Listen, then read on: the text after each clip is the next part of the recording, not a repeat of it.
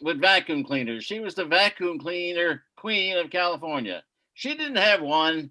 She didn't have two. She didn't have three. She had four vacuum cleaners. Why?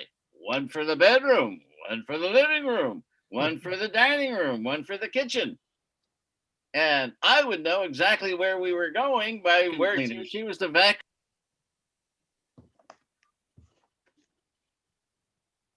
When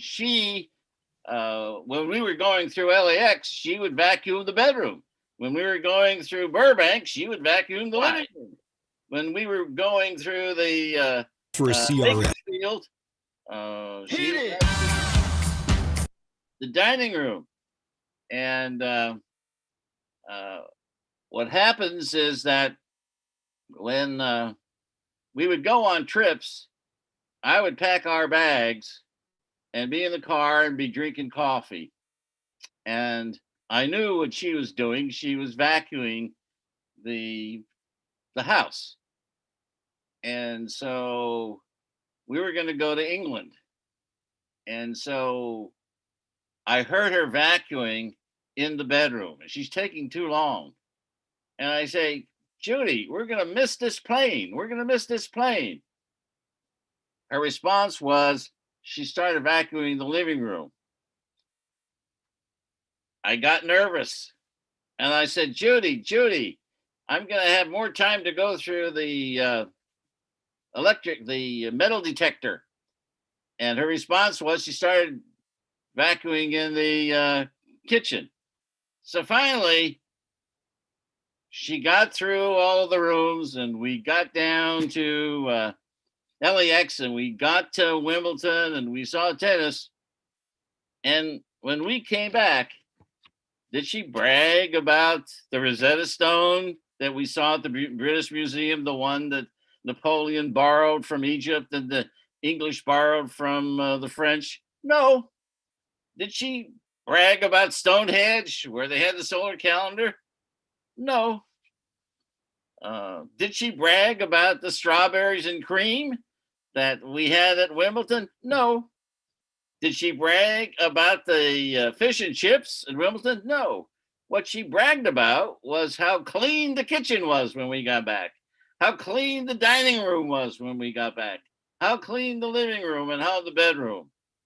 And she had bragging rights. I had bragging rights of my own. And one of them related to Bitcoin. Our house has a flat street, and it's really good for walking dogs. And the dogs bring their owners with them. And one of the owners, Hub, always comes with a Wall Street Journal and a cigar. And while his dog is getting warmed up to do her deposit, Hub and I talk about stocks. And Hub says, George, you ought to buy some Bitcoin. And I say, wait, that's what all the drug dealers use. No, this is a good thing. So what I do is I buy some Bitcoin. Guess what happens? It goes up.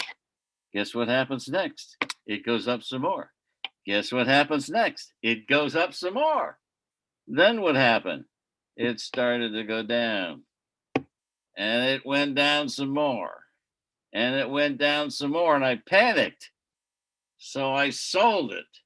I had black ink and I paid taxes on it. Now, years have passed. So guess what's happened?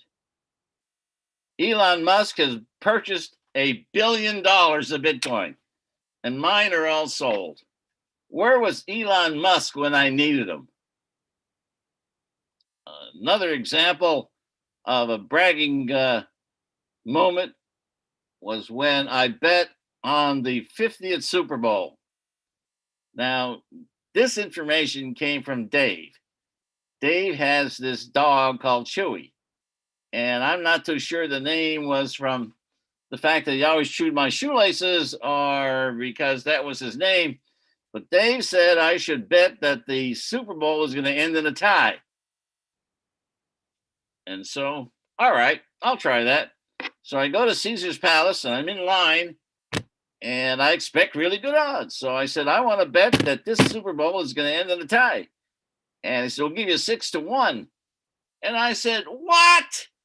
I mean, there's been 50 years of Super Bowl. There's never been a tie, and you're only going to give me 6-1? And all the guys in the line behind me agreed with me. Boo, boo, boo. He wouldn't budge. So I took the 6-1, and it ended in a tie, and then had to be in overtime. But as it turned out, I've never met anyone who bet that that Super Bowl was going to end in a tie. I had bragging rights. Toastmasters, what are your bragging rights?